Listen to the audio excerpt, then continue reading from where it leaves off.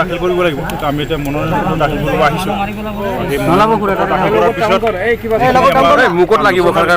নিৰ্বাচনৰ যিটো মানে পৰিকল্পনা সেইটো আমি কৌশলগতভাৱে মানে সিদ্ধান্তৰূপে আগবঢ়াম। এইখিনিয়ে ৰাইজৰ ইচ্ছুক আপুনি ওচৰত কি ক'ব বিচাৰে?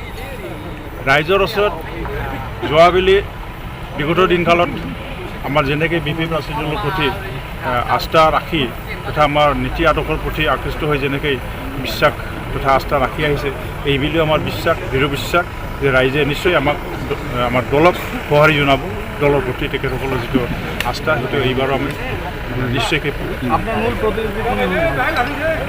এইটো প্ৰতিদ্বন্দ্বিতা বুলি ক'লে আজিৰ তাৰিখত মইতো ভাবোঁ প্ৰতিদ্বন্দ্বিতা কৰিব পৰা তেনেকৈ হয়তো বেলেগ দল নাথাকিব। কাৰণ আমাৰ 28 নম্বৰ বিধানসভা সমষ্টিত বিগত দিনত আপোনালোকে চবেই অৱগত 3টা কাল সম্পূৰ্ণ কৰাৰ পিছত যোৱাবাৰতো আমাৰ MLA ছাৰে স্বৰ্গীয় তেখেত শ্ৰদ্ধাৰ আমাৰ মাজেন্দ্ৰ নাৰ্জাৰী ছাৰে জিকিবলৈ সক্ষম হৈছিল BPP দলৰ হৈ।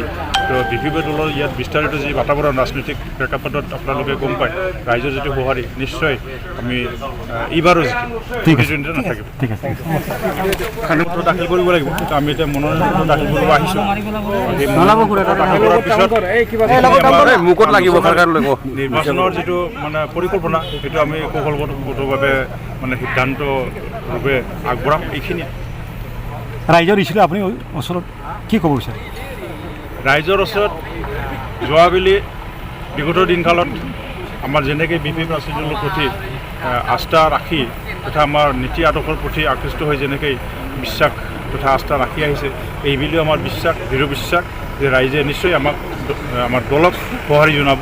দলৰ প্ৰতি তেখেতসকলৰ যিটো আস্থা সেইটো এইবাৰো আমি নিশ্চয়কৈ এইটো প্ৰতিদ্বন্দ্বিতা বুলি ক'লে আজিৰ তাৰিখত মইতো ভাবোঁ প্ৰতিদ্বন্দ্বিতা কৰিব পৰা তেনেকৈ হয়তো বেলেগ দল নাথাকিব। কাৰণ আমাৰ 28 নম্বৰ বিধানসভা সমষ্টিত বিগত দিনত আপোনালোকে চবেই অৱগত 3টা কাল সম্পূৰ্ণ কৰাৰ পিছত যোৱাবাৰতো আমাৰ MLA ছাৰে স্বৰ্গীয় তেখেত শ্ৰদ্ধাৰ আমাৰ মাজেন্দ্ৰ নাৰ্জাৰী ছাৰে জিকিবলৈ সক্ষম হৈছিল BPP দলৰ হৈ। তো BPP দলৰ ইয়াত বিস্তাৰিত যি বাতাবৰণ ৰাজনৈতিক প্ৰেক্ষাপটত আপোনালোকে গম পায়, ৰাইজৰ যিটো সঁহাৰি নিশ্চয় আমি এইবাৰো জিকিম, নাথাকিব। দাখিল কৰিব লাগিব। আমি এতিয়া মনোনয়ন দাখিল কৰিব আহিছোঁ।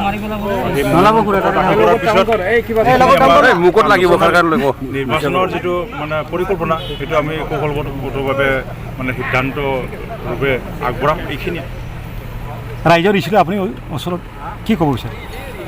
ৰাইজৰ ওচৰত যোৱাবেলি বিগত দিনকালত আমাৰ যেনেকৈ বিপি প্ৰাচীনৰ প্ৰতি আস্থা ৰাখি তথা আমাৰ নীতি আদৰ্শৰ প্ৰতি আকৃষ্ট হৈ যেনেকৈ বিশ্বাস তথা আস্থা ৰাখি আহিছে, এইবুলিও আমাৰ বিশ্বাস, দৃঢ় বিশ্বাস যে ৰাইজে নিশ্চয় আমাৰ দলক সঁহাৰি জনাব।